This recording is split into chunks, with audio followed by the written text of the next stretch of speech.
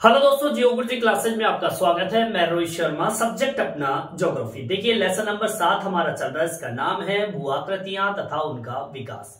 देखिए टॉपिक हमारा चल रहा था निक्षेपित स्थल रूप के बारे में। आपको पता है निक्षेपित स्थल रूप होता क्या है? निक्षेपित स्थल रूप का मतलब होता है, जो कि नदी क्षेत्रों की बात चल रही है। नदी जब बहती है तो नदी के पानी के अंदर मतलब जल के वेग में जब कमी आ जाती है तो उस पानी में बहने वाले जितने भी अवसाद होते हैं उस अवसादों का जमना शुरू हो जाता है। जैसे कि आपने देखा होगा, बारिश होती है और बारिश के टाइम पे हमारे आसपास की गलियों में जब पानी बहता है, जब पानी की स्पीड बहुत तेज होती है तो पूरा मलबा जो होता है वो बह के चला जाता है, उसे तो हम अपर्दन कहते हैं। लेकिन जब बरसात बंद हो जाती है, बारिश जब बंद हो जाती है तो पानी का जब वेग धीमा पड़ने लगता है तो आपने देखा होगा कि आपकी रोडों पर, सड़क पर मिट्टी का जमना शुरू हो जाता है। तो वो जमाव जो होता है उसे हम कहते हैं निक्षेपित। ठीक है, जमाव, निक्षेपित का मतलब होता है जमाव। ठीक है, अब इस जमाव से बनने वाले स्थल रूपों की बात चल रही है। कौन से क्षेत्रों की बात चल रही है? नदी क्षेत्रों से संबंधित ये आकृति है, जो कि नदी के पानी में उपस्थित अवसाद के जमने से बनती है ये स्थल रूप। अब इसी स्थल रूप के अंदर आज हम बात कर लेते हैं नदी विसर्प। देखिए यहां पर नदी विसर्प का तात्पर्य क्या है? मतलब विसर्प का मतलब होता है सर्प जैसी आकृति। ठीक है, अब सर्प जैसी आकृति भी आप सब जानते हैं। नदी देखो इस तरीके से तो बहती है, देखिए इस तरीके से।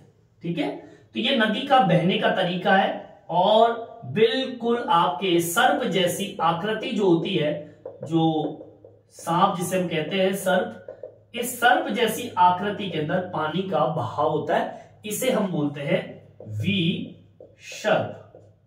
समझ आई बात? इसे कहते हैं विसर्प।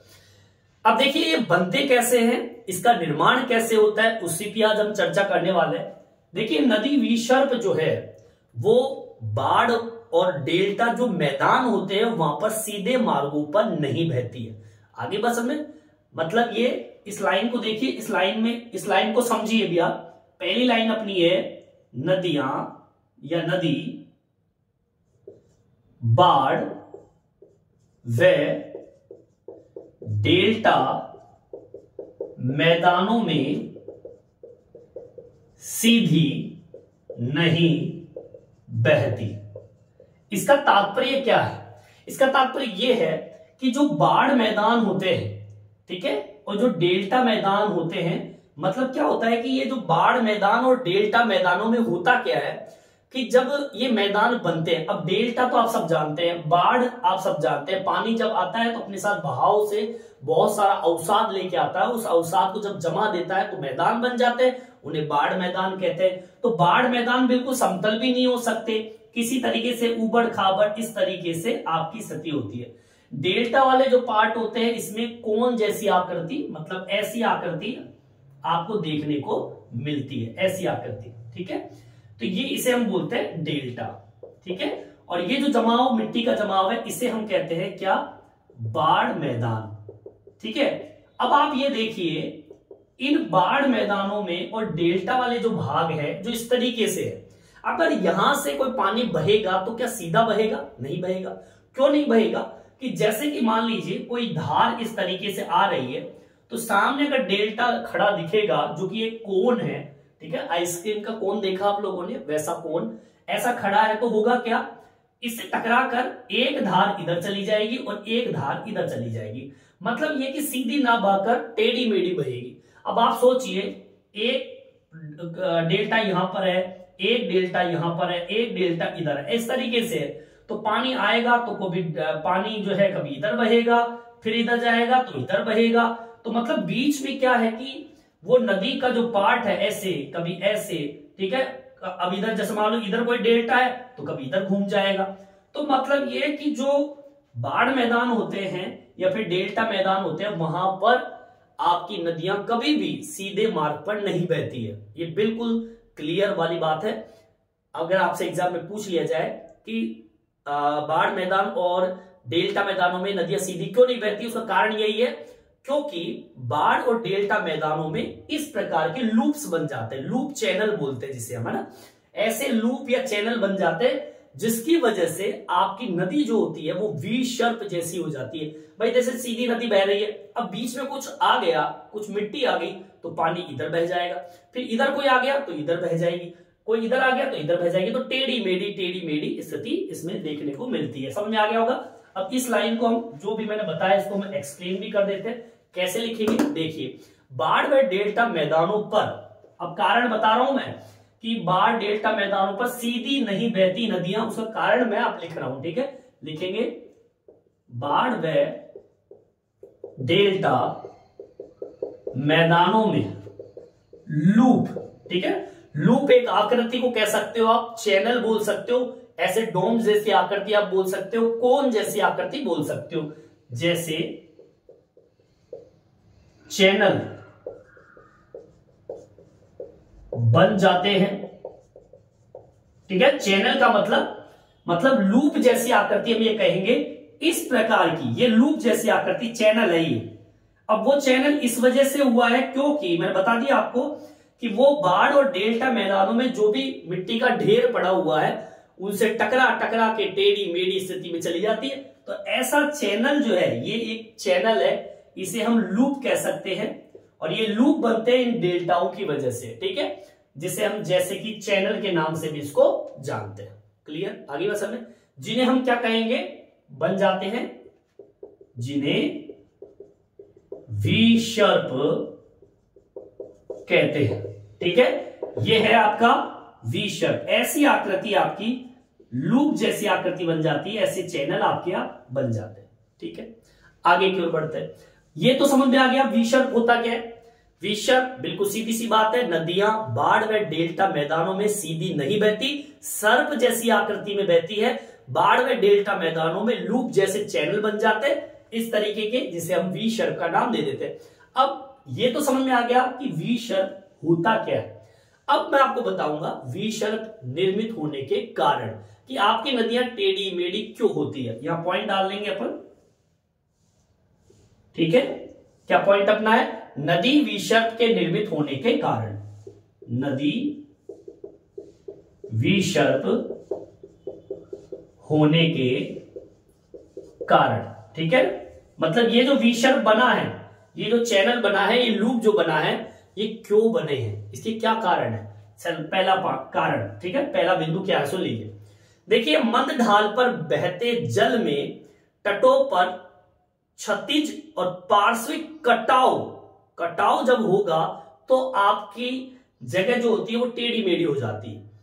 इसको आप ऐसे समझ सकते हैं, जैसे कि मान लीजिए ये इस तरीके से आपकी नदी है, सीधी है, अब पानी बह के आता है स्पीड से, ठीक है ना। अब जैसे मान लीजिए पानी का दबाव जब पड़ता है कहां पर, तटों पर, देखो इधर दबाव पड़ा इधर की साइड, ठीक है ना। पानी का दबाव झोल किधर भी हो सकता है, ठीक है ना। पानी तो स्वतंत्र होता है, वो कैसे भी बह सकता है, ठीक है। तो जब पानी बहता है और तटों पर जब प्रेशर डालता है तो ये तट जो होते हैं ना, ये तट ये टूट जाते हैं, ठीक है।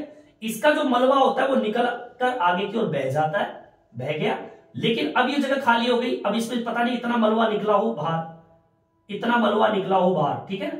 ये मलबा बाहर की ओर निकल गया। अब पानी कैसे बहेगा, ऐसे आएगा, ऐसे आके और फिर ऐसे बहेगा, बहेगा कि नहीं बहेगा। पानी देखो ऐसे आएगा, फिर ऐसे आके फिर ऐसे बहेगा। अब मतलब मंद ढाल पर बहता जल जो होता है वो तटों पर क्षतिज का मतलब होता है इस तरीके से, ठीक है। और पार्श्विक कटाव, पार्श्विक का मतलब जो किनारा वाला पार्ट है, पार्श्विक का मतलब होता है किनारा। इन किनारों का जब कटाव होता है तो ऐसी प्रवृत्ति की वजह से आपकी नदी वी शर्प बन जाती है, ठीक है। चलिए अब इसको कैसे मेंशन करना है, लिखेंगे क्या, लिखिए मंद ढालों पर, ठीक है, मंद ढालों पर क्या, बहते जल। और जल की स्थिति कैसी, जल में तटों पर, ठीक है ना, तटों पर क्षतिज व पार्श्विक कटाव, ठीक है। मंद ढालों पर बहते जल से तटों पर क्षतिज का मतलब सीधे तरीके से बहना, वह पार्श्विक कटाव से आपका वी शर्प जैसी आकृति बन सकती है, ठीक है। कटाव करने की प्रवृत्ति नदी विसर्ग का कारण बनता है। अब ये पहला कारण आपके समझ में आ गया होगा, ठीक है भाई, सीधी सी बात है, पानी बह रहा है और बहते हुए पानी का प्रेशर जो होता है वो तटों पर तो गिरेगा ही, जैसे ही तटों पर टकराएगा, ठीक है, ये बह रहा है और तटों पर मान लीजिए इधर टकरा गया तो उस तट वाले भाग को तोड़ देती है।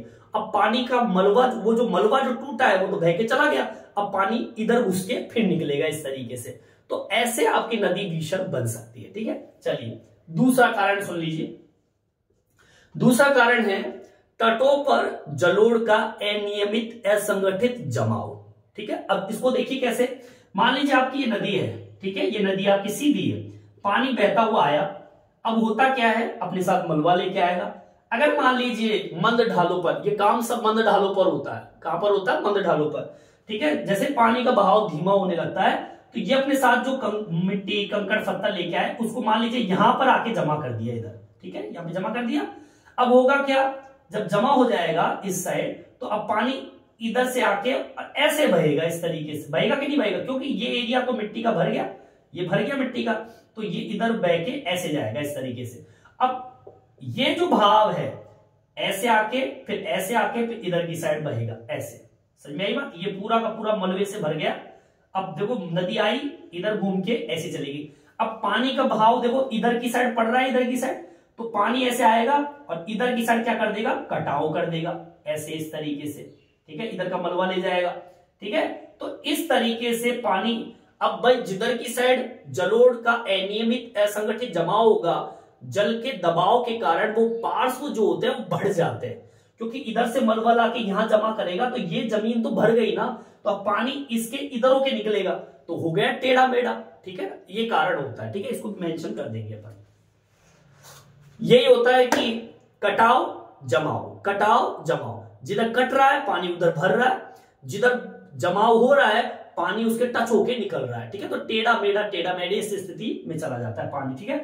तटों पर क्या लिखेंगे, तटों पर जलोढ़, जलोढ़ का मतलब क्या होता है, पानी के साथ में, ठीक है, जल के साथ में जो भी लोड होके आता है, ठीक है, समझो इस तरीके से, जल के साथ में जो भी लोड होके आता है, लोड क्या आएगा, मिट्टी कंकड़ पत्थर, ठीक है। तो तटों पर जलोढ़ का अनियमित व असंगठित जमाव, ठीक है, जब जम जाएगा तो होगा क्या, इस जमाव से तल के ऊपर, ठीक है, जमाव से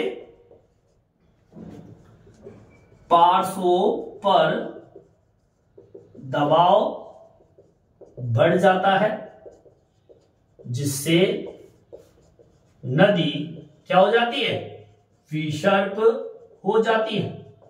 आगे बात समझ में, मतलब जिधर की साइड मलबा भर जाएगा उधर से पानी फिर टेढ़ा हो जाएगा, और जिधर कट जाएगा, अगर तट कट गया तो पानी उसमें घुस जाएगा, तो जिधर भर गया तो भर के तो उभार होके निकलेगा, और जिधर कट गया उधर घुस के होके निकलेगा, तो टेढ़ा मेढ़ा ऐसी स्थिति आपकी समझ में आ रहा होगा, आपके इस तरीके से बनती है, ठीक है। चलिए यहां तक समझ में आ गया होगा। अब आगे की ओर बढ़ते हैं। दो बिंदु मैंने आपको बता दिए नदी विसर्ग के, ठीक है, ये तो कटाव को बता रहा है, ये किसको बता रहा है, कटाव, ठीक है, और ये किसको बता रहा है, ये बता रहा है जमाव, ठीक है। कटने से पानी अंदर घुसेगा और भरने से उस भरे हुए उभार से पानी निकलेगा, समझ में आई बात, ठीक है, यहां तक आप उतार लीजिए। देखिए आगे की ओर बढ़ते हैं। तीसरा पॉइंट क्या है जो कि आपके नदी को विसर्ग बनाती है। देखिए जब प्रवाहित जल जो होता है, जब पानी बहता है तो उसके ऊपर एक बल काम करता है, वो काम करता है बल कोरियालिस बल। कोरियालिस बल के प्रभाव की वजह से विक्षेपण या निक्षेपण की स्थिति जो होती है वो भी एक काम करती है। देखो कोरियालिस बल होता क्या, पहले तो मैं लाइन लिख देता हूं, क्या, प्रवाहित जल पर कोरियालिस बल का प्रभाव से नदी विसर्ग, ठीक है। अब ये कोरियालिस बल क्या है, ठीक है, ये कोरियालिस बल क्या है आपने पहले दूसरे लेसन में पढ़ा होगा। देखिए कोरियालिस बल होता है, ये हमारी पृथ्वी है, इस पृथ्वी का अपने अक्ष पर घूमना, ऐसे घूमती है पृथ्वी। अब आप सोचिए ये पृथ्वी जब घूमेगी तो इस पे उपस्थित जो हवा होती है, जो हवा चलती है, ये हवा भी क्या करेगी, घूमेगी, विक्षेपित होगी, इधर से इधर, इधर से इधर।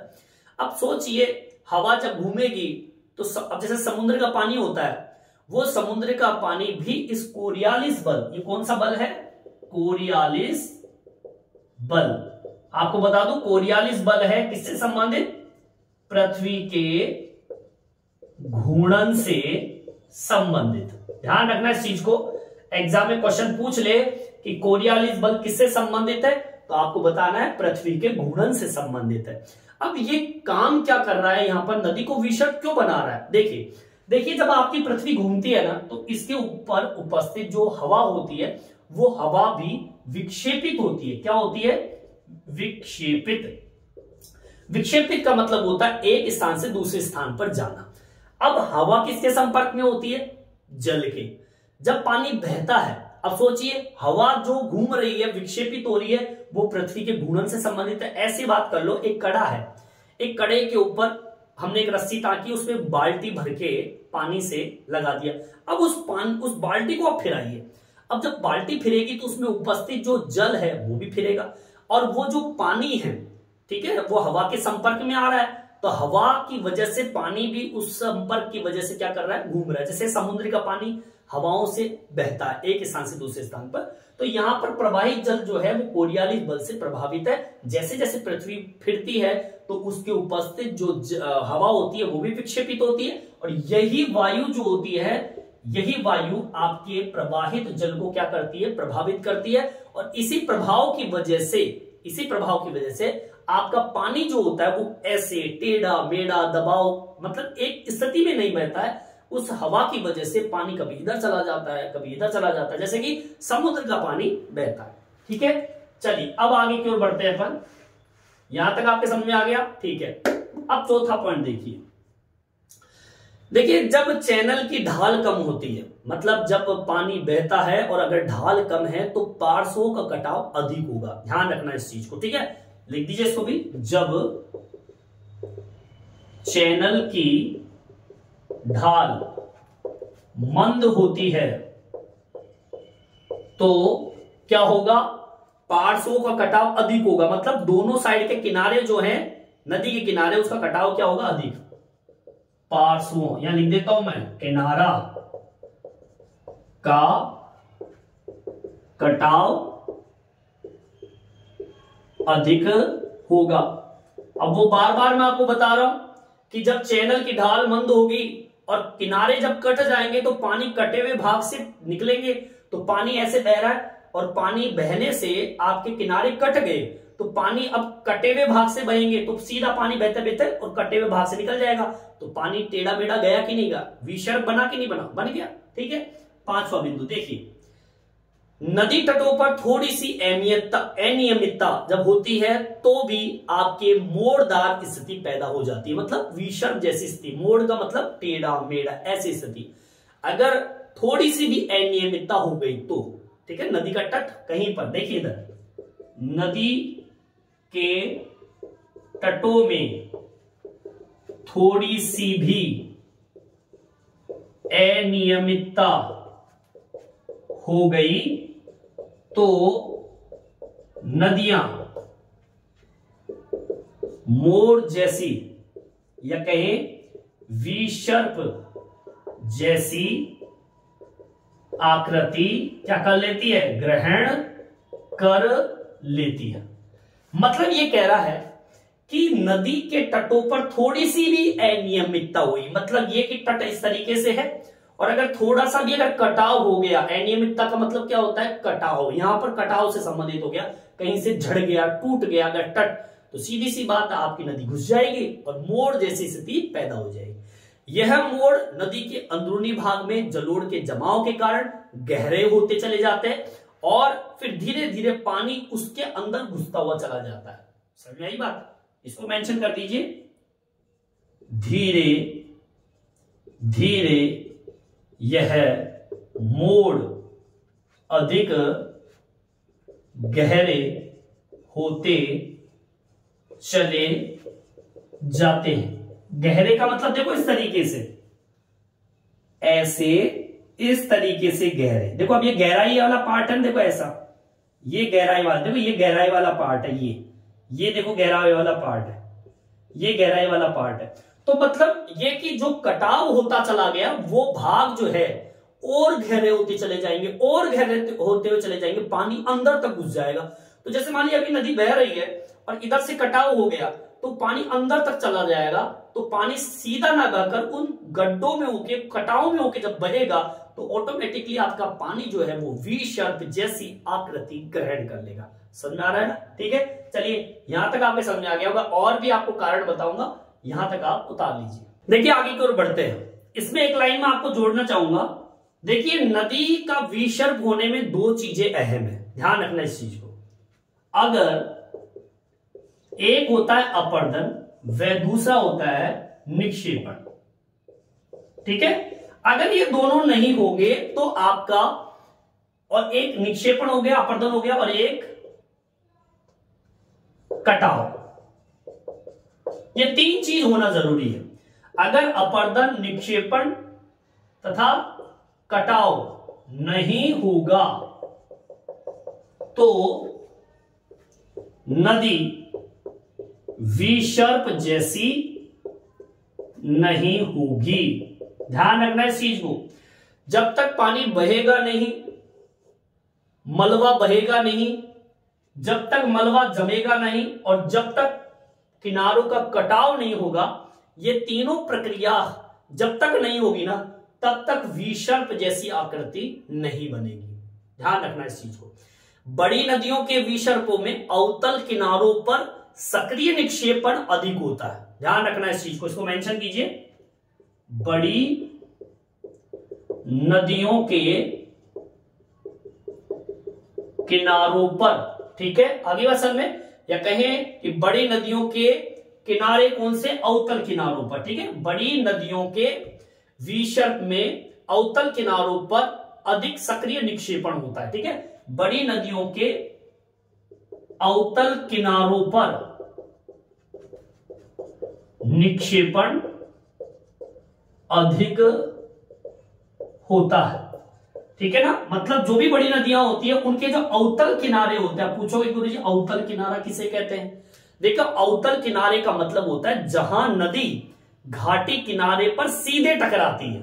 ठीक है, यह भाग थोड़ा ऊंचा भी होता है, चट्टान का ढलान वाला पार्ट हम कह सकते हैं, थोड़ा ऊंचा वाला पार्ट ऐसे। ठीक है, इस तरीके से पार्ट जो होता है इसे हम अवतल किनारा बोलते हैं। मैं लिख देता हूं इसको, ठीक है, यहां पर लिख देता हूं अवतल किनारा किसे कहते हैं। देखिए, या तो आप क्या कहिए, अवतल किनारे का मतलब जहां नदी घाटी के किनारे से सीधे टकराती है। ठीक है, जहां नदी घाटी के किनारे से सीधे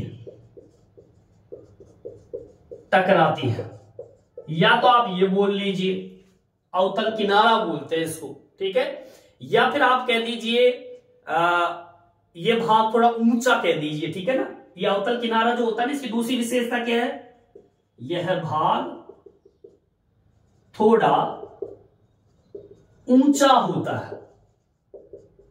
ठीक है ना, क्योंकि घाटी का किनारे वाला पार्ट है, थोड़ा ऊंचा पार्ट हो सकता है, या कहें कि चट्टान का ढलान वाला भाग आप कह सकते हो। ऊंचा होगा तभी तो ढलान होगा। ठीक है, तीसरा मैं लिख देता हूं, इससे भी आपके समझ में आ जाएगा, चट्टान का ढलान वाला भाग। अब बोलो तीनों में से जिसको समझना वो समझ लो, ये अवतल किनारा जिसे हम बोलते हैं। तो ये क्या कह रहा है कि बड़ी नदियों के अवतल किनारों पर निक्षेपण क्या होता है, अधिक, और इसी निक्षेपण की वजह से आपकी नदियां विसर्प हो जाती है। ठीक है, लिख दीजिए अधिक होता है जिससे विसर्प बनते हैं। एक कारण आपका ये लिख दिया। ठीक है, इसे आप उतार लीजिए। देखिए आगे की ओर बढ़िए। अभी मैंने आपको क्या बताया, अवतल किनारा। अवतल किनारा कौन सा होता है, नदी घाटी के किनारे से सीधे, जब नदी किसी घाटी के किनारे से सीधे टकराती है वो भाग अवतल किनारा होता है। ठीक है, एक किनारा और होता है उत्तल किनारा। ठीक है, इस लाइन को देख लीजिए, विसर्प कहां पे काम आता है, उत्तर किनारे पर, ध्यान रखना, उत्तर किनारे पर अधोमुखी कटाव अधिक होते हैं। ठीक है, उत्तर किनारों पर अधोमुखी कटाव अधिक होता है। अब सीधी सी बात है, कहीं पर भी अगर मान लीजिए यहां पर कटाव ज्यादा हो गया, मिट्टी बहकर और आगे निकल गई, तो ये कटे हुए भाग से तो पानी बहेगा कि नहीं बहेगा? तो पानी देखो ऐसे आके फिर ऐसे गया, और कट गया, मान लो यहां से कट जाए, यहां से कट जाए, तो पानी ऐसे जाकर ऐसे बहेगा, तो टेढ़ा बेढ़ा। ठीक है, अब यहां पर उत्तर किनारा आ रहा है, यहां पे उत्तर किनारों पर जब ज्यादा कटाव हो जाता है तो वो भाग पानी से भर जाते हैं और पानी टेढ़ा मेढ़ा होकर निकल जाता है। अब यहां पर एक शब्द आ रहा है उत्तर किनारा, ये कौन सा होता है किनारा? नदी के किनारे का तीव्र ढाल वाले पार्श्व जो भाग होते हैं, किनारे होते हैं, ध्यान रखना, नदी के किनारे के तीव्र ढाल वाले भाग, ऐसे लिख दीजिए, नदी के किनारे वाले तीव्र ढाल वाले भाग। ठीक है, इन भागों के ऊपर ध्यान रखना, ये नदी के जो किनारे हैं वहां पर जो तीव्र ढाल जहां पर मिलेगा, उस तीव्र ढाल पर जब कटाव होता है, उस कटाव की वजह से आपकी नदियां टेढ़ी मेढ़ी हो जाती है। ठीक है, तो मतलब ये हो गया। अब देखो यहां पर, अब इस लाइन को जोड़ेंगे, क्या दोनों को एक साथ जोड़ रहा हूं, अवतल किनारों पर कटाव अधिक अपर्दन से आपके तीव्र कगार या एक तरीके से उसमें परिवर्तित हो जाना, उत्तल किनारों पर या मंद ढालों पर जहां पे विसर्प जो गहरे छल्ले में हो जाते हैं, इस तरीके से देखो, कटाव से देखो, इस तरीके से देखना, आप किताब में भी बना हुआ है इस तरीके से, ऐसे इस तरीके से ऐसे छल्ले बन जाते हैं, ऐसे। समझ में आई बात? ठीक है, तो देखो यहां पे तो कटाव हो रहा है, तो यहां लिखेंगे अवतल किनारों पर जमाव व उत्तल किनारों पर कटाव विसर्प का कारण बनता है। ठीक है, अब लिखेंगे, ध्यान रखना, इसमें क्या लिखना है, जब यह कटाव अधिक विकसित होते जाते हैं तो गहरे छल्ले बन जाते हैं। ठीक है, इन छल्लों में क्या भर जाता है? जल। ठीक है, जल भर जाता है। बोले आगे बात समझ में? इसे कहते हैं, अब ये जो छल्ले बने हैं ना, इनमें जब पानी भर जाता है उन्हें हम गोखुर झील कहते हैं। कौन सी झील कहते हैं? गोखुर झील। अब देखो जब ये पानी ऐसे आता है इस तरीके से टेढ़ा मेढ़ा, तो कई बार ये जो भाग दिख रहे हैं ना आपको, ये वाले भाग, इनमें कई बार पानी भर जाता है इस जगह। ठीक है ना, अब इनमें जब पानी भर जाता है, इन छल्लों की आकृति जब बढ़ जाती है, बहुत ज्यादा बढ़ जाती है, इनको बोलते हैं गोखुर झील। सही में यही बात? तो इस तरीके से निक्षेपण, अपर्दन, कटाव, ये तीनों चीजों की आकृतियां, जैसे ये क्रिया जो होती है, निक्षेपण, अपर्दन और कटाव, ये तीनों जब प्रक्रिया होती है तो आपकी नदी कैसी हो जाती है? विसर्प, मतलब सांप जैसी आकृति बन जाती है। मेरे हिसाब से आपके समझ में आ गया होगा, पर भी अगर नहीं आता है तो दोबारा एक बार इस वीडियो को रिपीट करके देख सकते हो। ठीक है, इस वीडियो में इतना ही। नेक्स्ट वीडियो में फिर हम फिर से मिलेंगे। धन्यवाद।